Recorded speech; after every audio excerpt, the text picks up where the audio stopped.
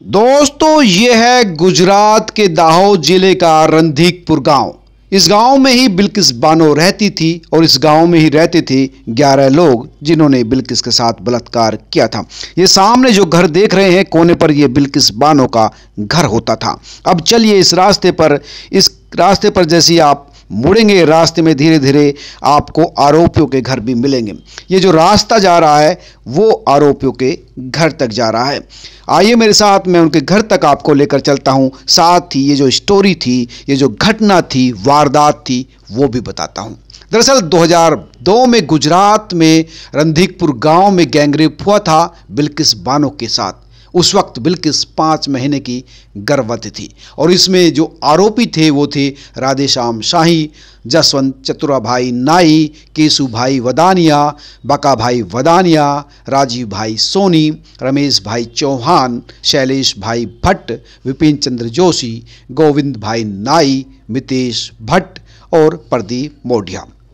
इन तमाम लोगों को गुजरात सरकार ने रिहा कर दिया था सुप्रीम कोर्ट के आदेश के बाद। लेकिन अब सुप्रीम कोर्ट ने बहुत सख्त फैसला दिया है कि हमारे सामने गलत फैक्ट रखे गए थे, हमें गलत चीज़ें सामने रखी गई थी और इस वजह से इस पूरे फैसले को दोबारा से पलटते हुए सुप्रीम कोर्ट ने कहा है कि अब तमाम लोगों को फिर से जेल जाना होगा, यानी 2 सप्ताह के भीतर इनको जेल जाना होगा। 11 के 11 आरोपी फिर से जेल जाएंगे। दरअसल 2004 में जब इनको गिरफ्तार किया गया था तो बिल्किस ने कहा था कि वो हमें डरा धमका सकते हैं, सबूतों से छेड़छाड़ की जा सकती है और इसके बाद इस मामले को अहमदाबाद से बम्बई ट्रांसफ़र कर दिया गया था।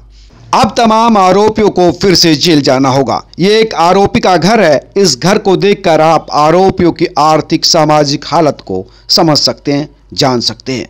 मैंने आरोपी के परिवारजनों से, उसके बेटे से बात करने की कोशिश की थी तो किसी ने भी बात नहीं की। उनका कहना है कि मेरे पिता की हालत बहुत ज़्यादा खराब है, वो सदमे में हैं, डरे हुए हैं, कोई भी बात करने के लिए उपलब्ध नहीं था। लेकिन इस घर, इस झोंपड़ी की हालत देखकर आप समझ सकते हैं कि आरोपी किस वर्ग से ताल्लुक़ रखते थे।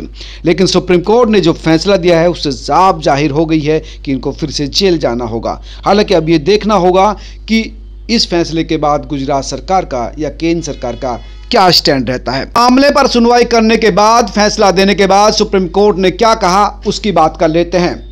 सुप्रीम कोर्ट ने कहा कि ये मामला गुजरात सरकार का था ही नहीं, वो छूट दे ही नहीं सकती थी।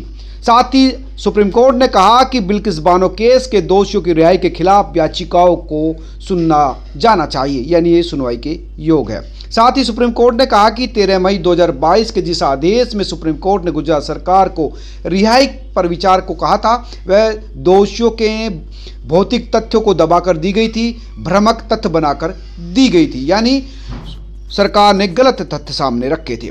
साथ ही जस्टिस नागरत्ना ने कहा कि अपराधियों को सजा इसलिए दी जाती है ताकि भविष्य में अपराध रुके। साथ ही उन्होंने कहा कि अपराधियों को सुधरने का मौका दिया जाता है, लेकिन पीड़िता की तकलीफ का भी एहसास होना चाहिए। साथ ही कहा कि हमने कानूनी लिहाज से मामले को परखा है, पीड़िता की याचिका को हमने सुनवाई योग्य माना है और इसी मामले में जो जनहित याचिका दाखिल हुई है हम उन्हें सुनवाई के योग्य होने न होने पर टिप्पणी नहीं कर रहे हैं। साथ ही सुप्रीम कोर्ट ने कहा कि जिस कोर्ट में मुकदमा चला था, रिहाई पर फैसले से पहले गुजरात सरकार को उसकी राय जरूर लेनी चाहिए थी। साथ ही सुप्रीम कोर्ट ने कहा कि जिस राज्य में आरोपियों को सजा मिली उसे ही रिहाई का फैसला लेना चाहिए था, यानी महाराष्ट्र सरकार को, ना कि गुजरात सरकार को। दोस्तों, आप इस मामले को कैसे देखते हैं कमेंट करके जरूर बताएं। नमस्कार।